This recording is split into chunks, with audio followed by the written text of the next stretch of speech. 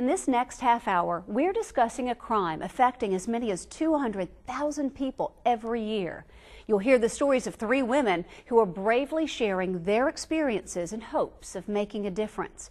A mother, a bartender, and a reality show star. We'll also show you where you can turn for help, because these are our issues, Tampa Bay.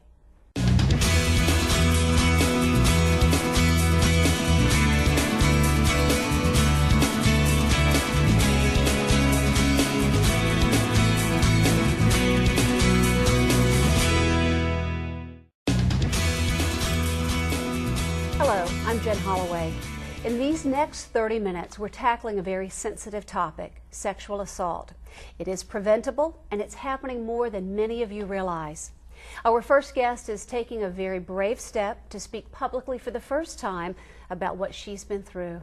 Laura Dial joins us now. Laura, thanks for your courage. It's a brave move for you. Describe your motivation of why you want to be here today and share your story. The reason why I want to be here is to help other girls that are going through what I went through, that if one person watches this and it helps them, then it was worth it.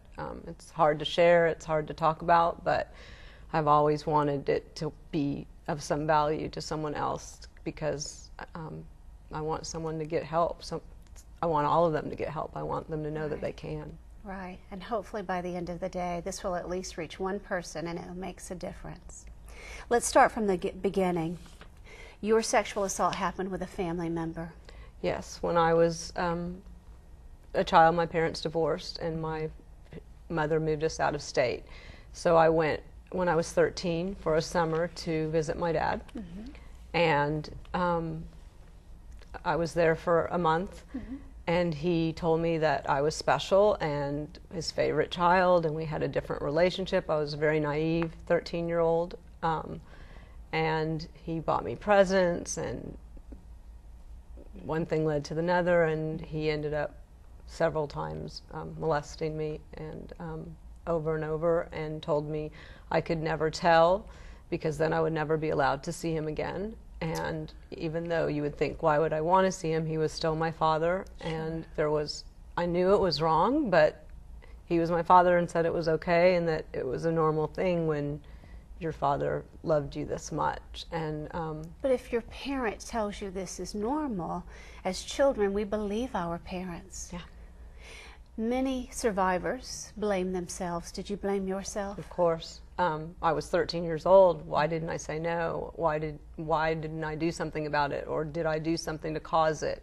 Tremendous guilt that I lived with. It blocked it out for a long time, didn't deal with it. Kept it in. Yeah. You kept it in for many years. Let's fast forward. Your first dating experience? Well, it was when I was 15. 15. I was at a place that we hung out, and an older boy that was 18 took me home, and we got in the back seat and we were kissing, and basically we were across the street from my house, and he raped me in his car. So across from your house? Across from my house. And I couldn't tell anyone. I, again, thought it must be me. It must be my fault. I went in the house, took a shower, went to bed, cried myself to sleep, and tried to block it out, I'm sure. Yeah, and did block it out for a long time. That's very difficult to deal with as anyone's age, but a teenager, I cannot imagine. There are so many survivors who say, I give up. Did you ever have those thoughts cross your mind? Of course. I didn't think I would ever have a relationship, let anyone touch me, let anyone get close to me, trust anyone. I wanted to give up many times. I don't know what stopped me. Sometimes a person, sometimes a thought, sometimes a light at the end of the tunnel. Right. But yeah, I wanted to give up, and almost did several times. When did you first reach out for counseling? I got married in my early 20s and had a nervous breakdown, and went to counseling, and while I was under hypnosis in front of my then husband, told the entire story. Under hypnosis? Yes. You really put it deep, you blocked it out. I did.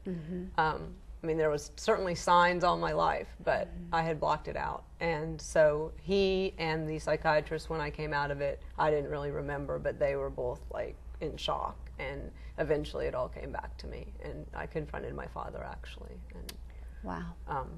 Had to deal with it, and then actually went and got counseling, which helped me a lot. And I was lucky because I overcame it. And of course, it's something I'll never forget and never get over, but it made me stronger. It made me learn how to deal with things that maybe I wouldn't have been able to deal with. You have a teenage daughter. Have you do. been overly protective of her because of all of that? Very much so. Yeah. Ever since she's a child, she wasn't allowed to spend the night when there wasn't a mother or a female presence. Who, if they had a father, even if he didn't do anything wrong, she didn't understand. She was never allowed to spend the night. Very protective of her still. She's at college, and first time that we've ever been separated, and it's very hard. And especially hearing all the stories that I have lately of things that go on, it's very scary for me, that what things that could happen to her. She knows my story. She's never met my father, but she knows what I went through, and I think she's more careful of things because of it. And more people are speaking out about it, and that's why you're here today, to help others. Your advice to someone who may be going through or has gone through that situation? Get help. Go get help, and don't feel guilty. It's not your guilt, it's theirs. The guilt is what kills you, the guilt. And it is not my fault, and it is not their fault. And they need to get help and get counseling and talk to someone about it and realize that they were taken advantage of. And my passion has always been to write a book or talk or help other people through that, girls mostly. And I hope that I reach somebody and that they pick up the phone and call and ask for help. And perhaps by this first step here today on our Issues Tampa Bay, someone who's watching may reach out to Laura and to say, hey, you need to come talk to our teenage girls group, or our... I would love to. You would love to do that now. I would love to do that, yeah. And this is your first public step in doing that. You have been so brave, Laura, and it's not easy in a studio with strangers around you and with a lot of people watching. And I applaud you from the bottom of my heart for sharing, and for not only sharing, but being strong enough to say, now I can move on and help others. And I encourage anyone who's watching to reach out to you, and they can do that here through the station, and we'll get you in touch with Laura, and she'll come talk to your teenage girls and young girls and survivors. Laura, thank you, Dial. Thank you so much. When we come back, we're going to meet a bartender and a reality show star who have both had a very close call with a date rape drug, and they're now here speaking out publicly to help stop sexual assault. Stay with us.